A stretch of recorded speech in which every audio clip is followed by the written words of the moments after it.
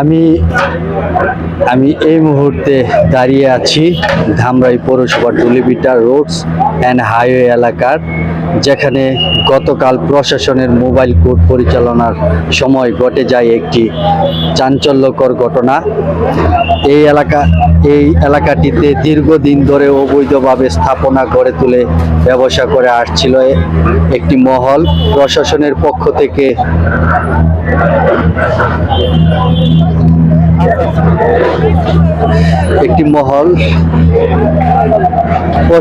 পক্ষ থেকে আগে নোটিশ দেওয়া হয়েছিল, মাইকিং করে সতর্ক করা হয়েছিল স্থাপনা সরিয়ে নেওয়ার জন্য, কিন্তু নির্ধারিত সময়ের মধ্যে তা না সরানোর গতকাল ম্যাজিস্ট্রেটের নেতৃত্বে মোবাইল কোর্ট এসে উচ্ছেদ অভিযান শুরু করে।